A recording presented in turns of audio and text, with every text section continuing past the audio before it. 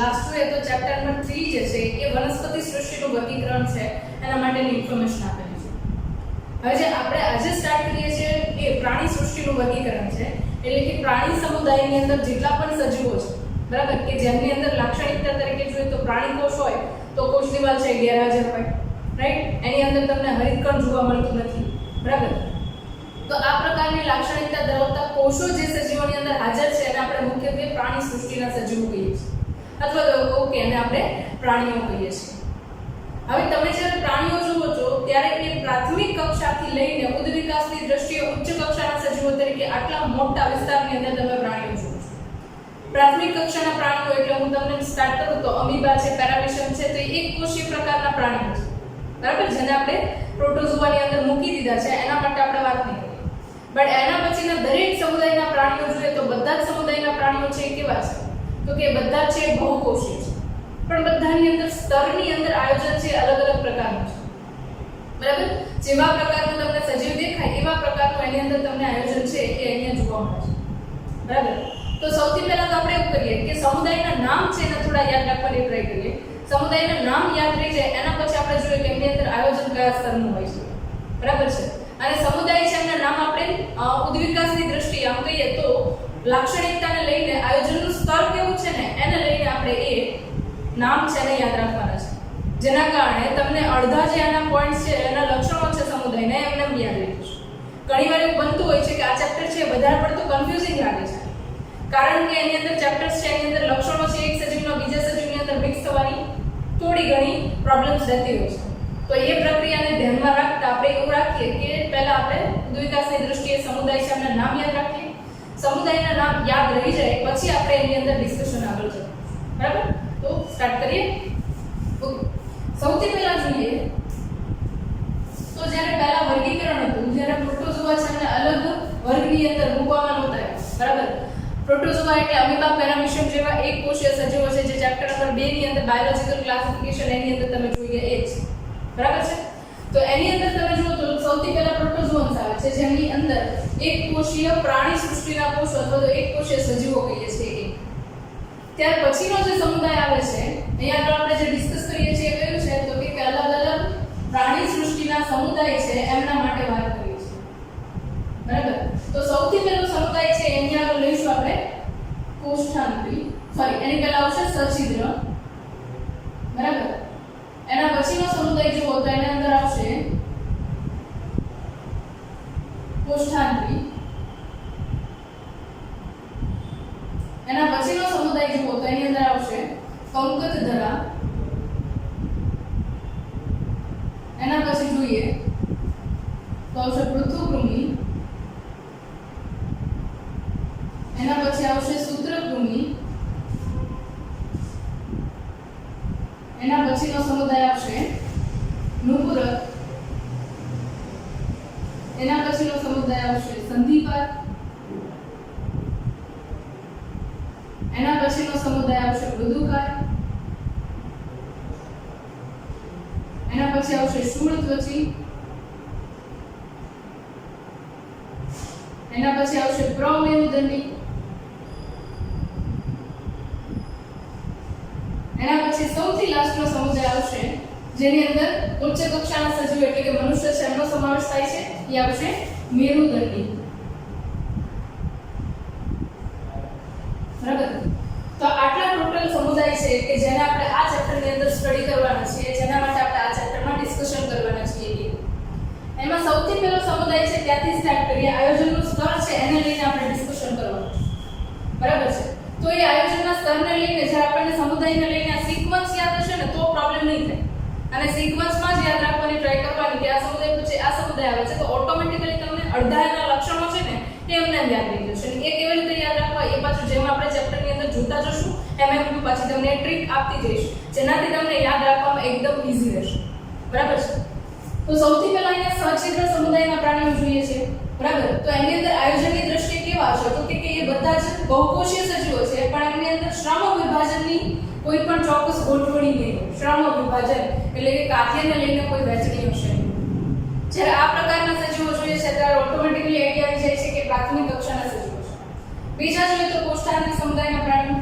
કોષ્ઠાંત્રીની અંદર તમને સચિત્ર કરતા થોડું એડવાન્સમેન્ટ જોવા મળશે અને ધીરે ધીરે કરતા પેશીની સંરચના બનતી હોય એવું જોવા મળશે કોષ્ઠાંત્રી અને કંકતધારા બંને. હવે આપણને ખબર છે કે પેશી જ્યારે ભેગી થાય ત્યારે શું બનાવે તો કે અંગ બનાવે, બરાબર? તો તમને પૃથુકૃમિ સૂત્રકૃમિ આ બંનેની અંદર અંગ છે એ ધીરે ધીરે કરતા નિર્માણ પામતા જોવા મળશે. ત્યાર પછીના દરેક સજીવો જુઓ તો એ બધાની અંદર તમને અંગ તંત્રનું નિર્માણ થતું જોવા મળશે. એટલે એક આયોજનનું સ્તર ક્યાંથી શરૂ થયું તો કે આયોજનનું સ્તર છે એ કોષીય સ્તરથી ચાલુ થયું. આયોજન નું સ્તર, બરાબર? તો આયોજનનું સ્તર જોઈએ તો એની અંદર શું હોય તો કે પહેલા સૌથી બેઝિક થી લઈએ, બરાબર? તો પ્રોટીન, કાર્બોદિત, લિપિડ, ન્યુક્લિક એસિડ,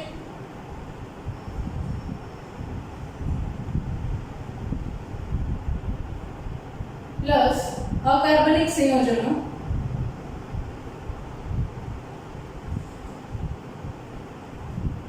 જ્યારે આ બધા જ ઘટકો ભેગા થાય ત્યારે શું બનાવશે તો કે કોઈ પણ કોષ માટે એ અંગિકાનું નિર્માણ કરશે. અંગિકાઓ આઈ થિંક તમને ખબર હશે પ્રાણી કોષ છે તો મેજોરિટી આપણે એમની અંગિકા છે એમને જ વાત કરીએ. કોષ કેન્દ્ર, કણાભસૂત્ર, એન્ડોપ્લાઝમિક રેટિક્યુલમ એટલે કે ER, અંતઃકોષરસજાળ, ખરબચડી અને લીસી બંને આવી ગઈ. એના પછી ગોલ્ગી કાય,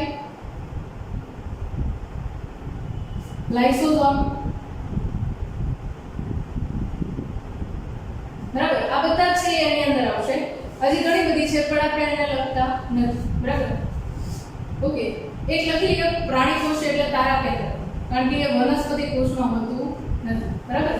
તો આટલા જે છે એ મુખ્યત્વે પ્રાણી કોષની અંદર અંગિકાઓ જોવા મળે છે.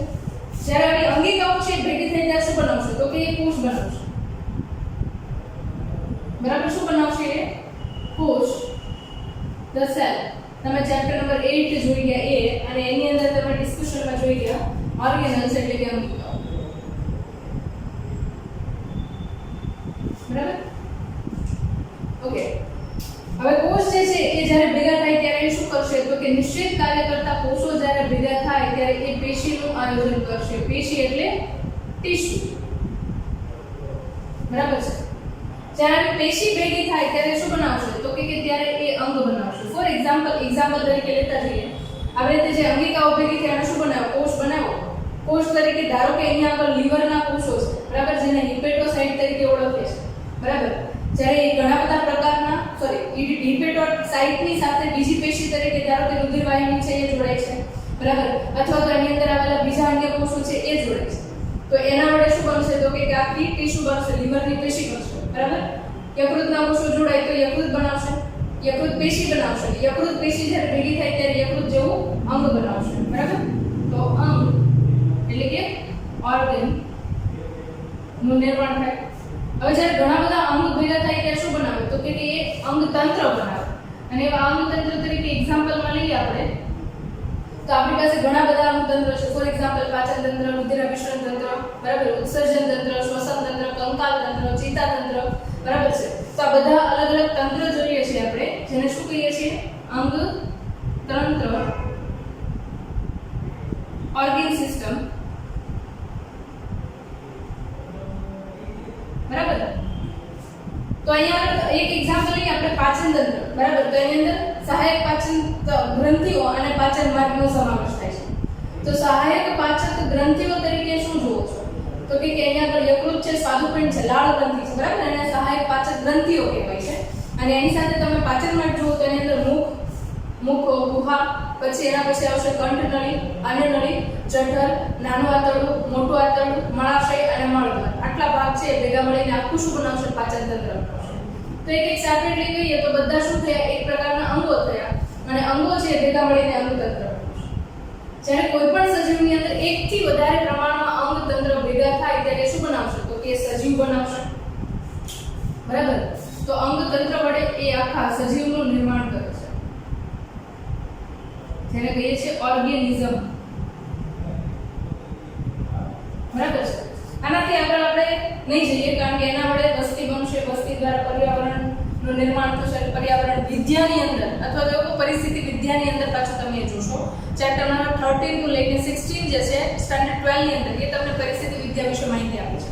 એના માટે આપણે ત્યારે ડિસ્કશન કરીશું, રાઈટ? આટલું તમને ક્લિયર થયું, રાઈટ? હવે આયોજનનું સ્તર છે એ અલગ અલગ સજીવની અંદર કેવા પ્રકારનું છે એ તમારા સમુદાય વાઇઝ જ યાદ રાખવાનું છે, બીજું કાંઈ નહીં. જ્યારે તમે સછિદ્ર સમુદાયના પ્રાણીઓ જુઓ છો ત્યારે એમની અંદર કોષ સ્તરીય આયોજન છે. કેવું કહીએ છીએ એને આપણે?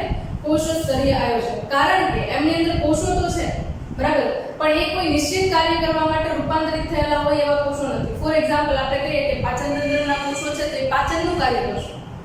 રુધિરાભિસરણ તંત્રના કોષો છે તો એ રુધિરને એક જગ્યાએથી બીજી જગ્યાએ ટ્રાન્સફર કરવાનું કામ કરશે. બટ અહીંયા આગળ તમે સછિદ્ર સમુદાયની અંદર વાદળી જુઓ છો, સ્પોન્જીસ જુઓ છો, બરાબર, તો એની અંદર એવા કોઈ તંત્રની સિસ્ટમ જોવા મળતી નથી, બરાબર.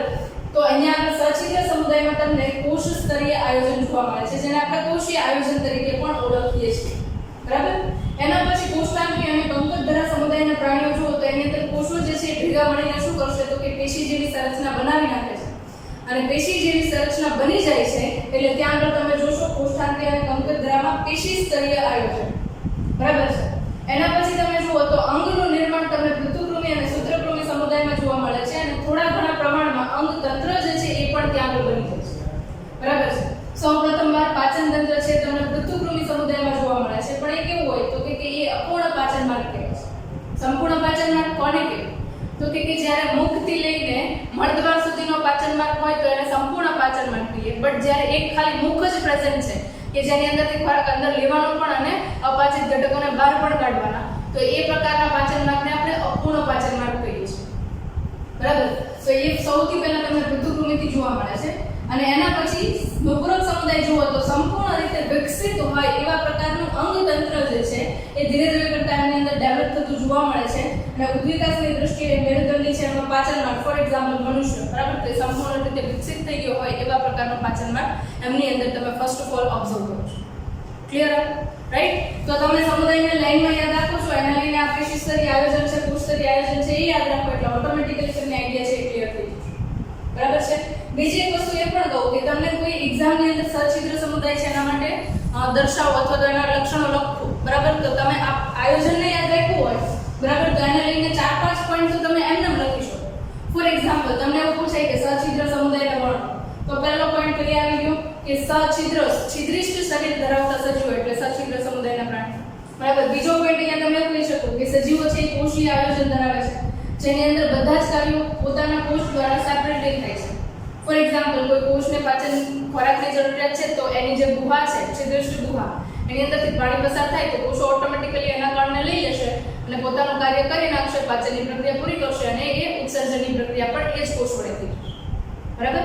તો આ પ્રકારે સિસ્ટમ જોવા મળતી હોય તો એને કોષીય આયોજન કહેવાય. નો ડાઉટ જ્યારે આપણે સછિદ્ર સમુદાય છે એ અલગથી ભણશું ત્યારે એના કેરેક્ટર છે અને ડિટેલમાં હું સમજાવીશ, ત્યારે કોઈ પ્રશ્ન નહીં, રાઈટ? તો આ વાત કરી આપણે કોની તો કે કોષીય સ્તરીય જે આયોજનનું સ્તર છે, બરાબર, એટલે કે કોષીય આયોજનનું સ્તર છે એના માટે મેં વાત કરી. હવે નેક્સ્ટ જે પોઈન્ટ છે એના માટે આપણે વાત કરવાના છે એ છે રુધિરાભિસરણ તંત્ર, બરાબર છે. સેકન્ડ પોઈન્ટ છે અહીંયા આ પહેલું આયોજનનું સ્તર જોયું ગયું હતું તો કે આ કોષીય આયોજનને લઈને સજીવનું વર્ગીકરણ જોયું,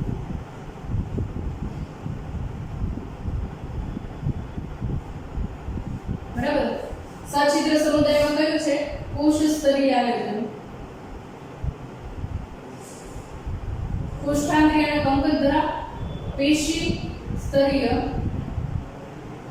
અથવા તો અંગ સ્તરીય આયોજન. પૃથુકૃમિ અને સૂત્રકૃમિથી લઈને તમે ધીરે ધીરે કરતા નીચે જાઓ તો અંગ તંત્ર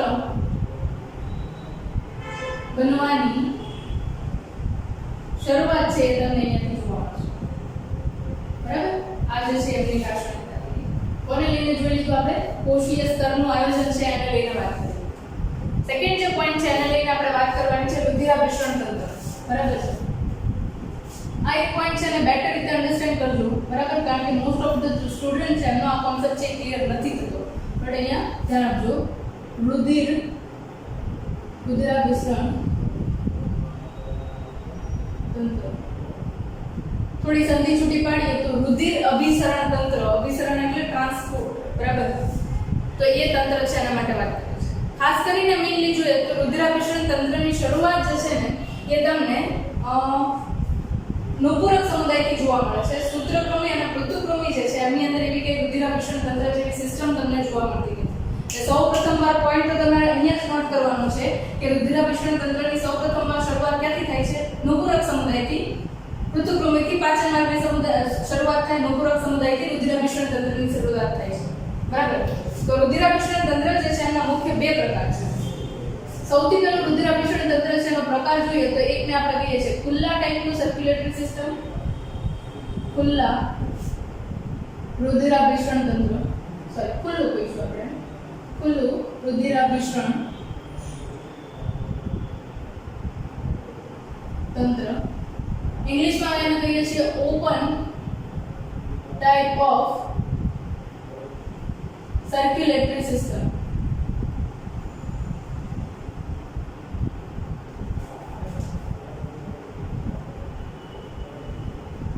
બરાબર. બીજો જે ટાઈપ છે એને આપણે કહીએ છીએ બંધ પ્રકારનું રુધિરાભિસરણ તંત્ર.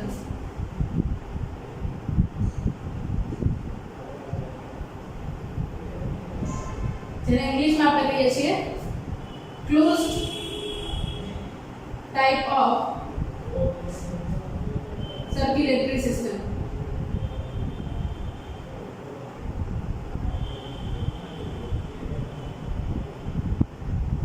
બરાબર. આ બે પ્રકારનું રુધિરાભિસરણ તંત્ર છે એ મુખ્યત્વે આપણને જોવા મળે છે.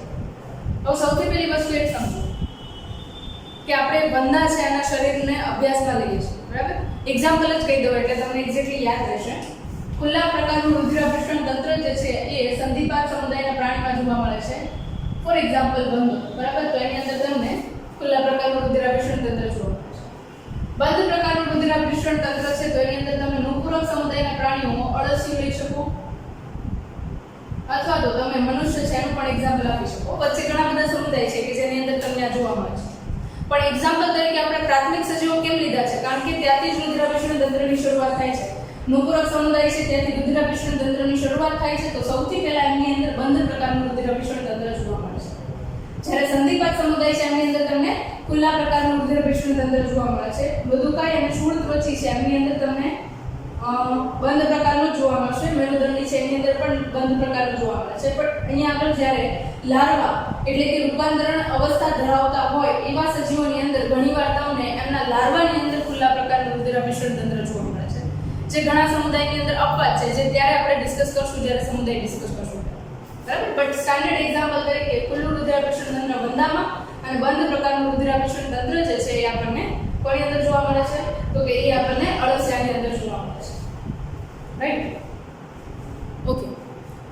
નેક્સ્ટ એના પછી વાત કરીએ ખુલ્લા પ્રકારનું રુધિરાભિસરણ તંત્ર બંધાની અંદર શું છે એ જોઈએ. ફોર એક્ઝામ્પલ આ બંધાનું શરીર છે, બરાબર.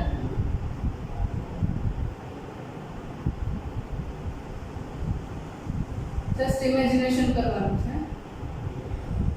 બરાબર. આ પ્રકારે આપણે એના પગ છે, આગળના એન્ટેના છે, કોઈ વસ્તુની જરૂર નથી, ખાલી આને સમજવા માટે અહીંયા મૂકી છે, બરાબર છે, બરાબર. એના પછી તમે જુઓ તો અહીંયા આગળ ધારો કે આ અળસિયાનું શરીર છે,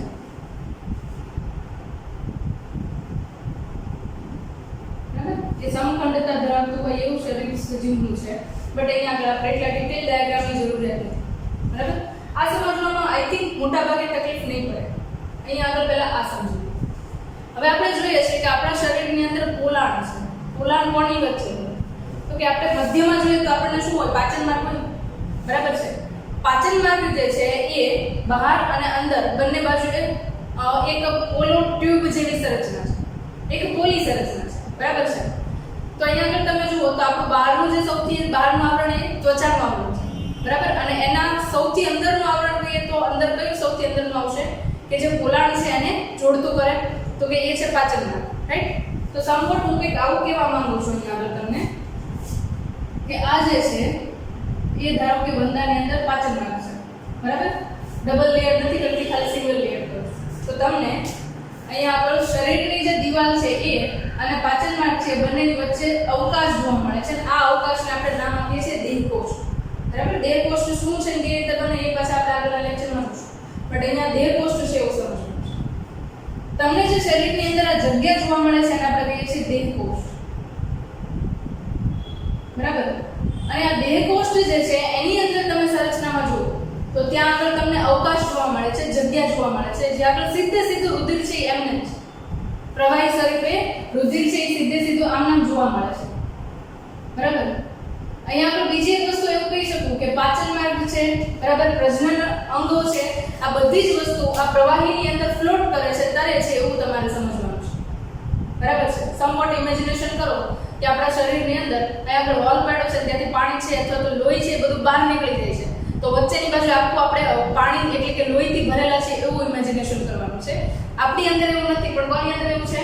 વંદાની અંદર એવું છે કે આખી જે સિસ્ટમ જે છે એ આખી દેહકોષ્ઠીય જળના બદલે રુધિરના બદલે ભરેલી છે, અને રુધિરથી ભરેલી જે સંરચના છે તો એવા પ્રકારનું સિસ્ટમ છે, એને શું કહીએ છીએ આપણે? ખુલ્લું રુધિરાભિસરણ તંત્ર. બરાબર છે, થોડો બંધ રુધિરાભિસરણ તંત્ર છે એને લઈને પણ ખ્યાલ લે. બંધ એટલા માટે કહીએ છીએ કે અહીંયા આપણે તમે સંરચનામાં જુઓ તો હૃદય છે, બરાબર, ઇમેજિનેશનરી ડાયાગ્રામ છે, એની અંદર વધારે કોઈ ડિટેલ લેવાની નથી. બરાબર, તો આ જે છે હૃદયની સંરચના છે. એક બાજુ તમને ખબર હશે કે ધમની છે શુદ્ધ પ્રકારનું રુધિર છે શરીરની અંદર એક જગ્યાએથી બીજી જગ્યાએ વહન કરાવતી હોય છે. બરાબર છે, તો આપણે આ રેડ કલર જે છે શુદ્ધ પ્રકારનું રુધિરને વહન કરતી હોય એ ધમની છે. બરાબર છે, હવે ધમનીએ શું કર્યું તો કે શરીરના એક છેડાથી બીજા છેડા સુધી રુધિર પહોંચાડે. બરાબર, કેવું શુદ્ધ પ્રકાર. સામેની બાજુએ તમે જુઓ તો એમને જ તરત અડકીને નલિકાઓ છે ગોઠવવાની શરૂ થઈ ગઈ હશે. એ નલિકાઓ છે કઈ હશે તો કે શિરાની હશે. બરાબર છે, તો એ શું કરશે તો કે હૃદયમાંથી ધમની વડે વહન પામીને ગયેલું રુધિર જે છે એમને શિરા મારફતે રુધિરને પાછું લાવવા માટે હૃદય સુધી પહોંચાડવામાં આવે છે. બરાબર, તો જ્યારે આ પ્રકારની સિસ્ટમ જુઓ છો તમે કે જે હૃદયમાંથી નીકળેલું રુધિર છે પાછું હૃદયની અંદર આવી જાય છે. બરાબર, ક્યાંય વચ્ચે લીક થતું નથી અથવા તો સિસ્ટમની અંદર ખાલી બંધ પ્રકારે જ વહન પામે છે. જે ધમની છે, શિરા છે, શિરિકાઓ છે અને ધમનિકાઓ છે એમના મારફતે આખા જાળા જેવી સંરચના કરે છે. બરાબર, તો આ પ્રકારની જે સિસ્ટમ છે કે જેની અંદર રુધિર હૃદયમાંથી નીકળીને પાછું હૃદયમાં જ આવે છે, ક્યાંય બીજી કોઈ પણ પોલાણની અંદર ઠલવાતું નથી, તો એવા પ્રકારની સિસ્ટમ છે એને શું કહીએ આપણે? તો કે એને કહીએ છીએ આપણે બંધ પ્રકારનું રુધિરાભિસરણ તંત્ર. હવે આપણને એક પ્રશ્ન થાય કે ધારો કે આપણી અંદર રુધિરાભિસરણ તંત્ર છે એ કેવું છે? બંધ પ્રકારનું છે. બરાબર, તો આપણને તો કોઈ પણ જગ્યાએ નાની અમથી સોય વાગે છે તો પણ આપણને લોહી નીકળી જાય છે. બરાબર, તો એનો મતલબ શું એવો થયો કે આપણું રુધિરાભિસરણ તંત્ર છે ખુલ્લા પ્રકારનું છે? ના, એવો એનો મીનિંગ નથી. તમે જુઓ તો આપણા શરીરના દરેકે દરેક કોષ સુધી નાની પાતળી વાળ જેવી સંરચના છે ને એના કરતાં પણ નાની સંરચનાઓ છે એ રુધિરને ટ્રાન્સફર કરવા માટે કેપેબલ છે. ફોર એક્ઝામ્પલ, અહીંયા આગળ પિન વાગે છે મને, બરાબર છે, તો એ પિન વાળો જે ભાગ છે ત્યાંથી પણ લોહીનું ટપકું છે એ બહાર નીકળ્યું છે. બરાબર, એનો મતલબ શું થયો તો કે ત્યાં આગળ જે સૂક્ષ્મ વાહિની હતી, બરાબર, એ સૂક્ષ્મ વાહિની છે એ કટ થઈ ગઈ છે, એટલા માટે ત્યાંથી લોહી છે એ બહાર આવે છે, સપાટી ઉપર આંગળી ઉપર બહાર આવે છે. બરાબર છે, હવે જેવું આ સિસ્ટમ છે એને પેક કરી દેશે, પાછું પંચર પડ્યું તો એ રિપેર થઈ જશે. બરાબર, એટલે ઓટોમેટિકલી બ્લડ છે એ બહાર આવતું બંધ થઈ જશે. એટલે આપણે એવું કહીએ છીએ કે આપણા શરીરની અંદર જે લોહી છે એ એકદમ નાનામાં નાની કેપિલરી છે કે માથાના વાળથી લઈને પગના અંગૂઠા સુધી પહોંચાડવાનું કામ કરે છે. બરાબર, એટલે અલગ અલગ વ્યાસ ધરાવતી નલિકાઓ છે. બરાબર, તમે જુઓ તો ધમની છે, મોટી ધમની છે, પછી ધમનીઓ છે, પછી ધમનિકાઓ છે, પછી કેપિલરીઝ. બરાબર, એટલે સૌથી નાનામાં નાની કેશિકાઓ, બરાબર, રુધિર કેશિકાઓ છે એ આવેલી છે. એટલે વ્યાસના આધારે અલગ અલગ નલિકાઓ છે અલગ અલગ સ્થાન પર આવેલી છે. બરાબર, મહાધમની છે, પછી એનાથી નાનો વ્યાસ, ધમનીઓ, ધમનિકાઓ, કેપિલરીઝ. બરાબર, આ પ્રકારે આખી સિસ્ટમ છે એ અલગ અલગ વ્યાસ ધરાવતી નલિકાઓ વડે કંટ્રોલ થાય છે. બરાબર, તો આઈ થિંક તમને ખુલ્લા પ્રકારનો અને બંધ પ્રકારનો રુધિરાભિસરણ તંત્ર અને આયોજનના સ્તર છે એને લઈને આખો કોન્સેપ્ટ છે ક્લિયર થઈ ગયો છે. બરાબર, તો અહીંયા સુધી આપણે લેક્ચરને રાખીએ છીએ. નેક્સ્ટ લેક્ચરની અંદર આગળના જે સ્તર છે એમના માટે આપણે ડિસ્કશન કરશું. ઓકે, છતાં પણ જો કંઈ ડાઉટ રહી જાય તો કમેન્ટ સેક્શનમાં તમે કમેન્ટ કરી શકો છો, બટ ટ્રાય કરજો કે તમે જે આ ટોપિક છે અને મેં કીધો એ રીતે યાદ રાખવાની ટ્રાય કરો. કારણ કે અમે જ્યારથી લર્ન કરીએ છીએ ત્યારથી અત્યાર સુધીમાં સિનારીઓમાં જોઈએ તો એ રિવિઝન કરવું નથી પડતું, ઓટોમેટિકલી યાદ આવી જાય છે. બરાબર, અને આગળના સ્ટાન્ડર્ડ્સમાં તમે બાયોલોજી સબ્જેક્ટને લઈને આગળ જાઓ છો તો આ થીમની અંદર તમે યાદ રાખશો તો એ લાઈફ ટાઈમ માટે તમને યુઝફુલ રહેશે. બરાબર છે? કાંઈ ડાઉટ હોય તો કમેન્ટ સેક્શનમાં કમેન્ટ કરી શકો છો. હું ટ્રાય કરીશ કે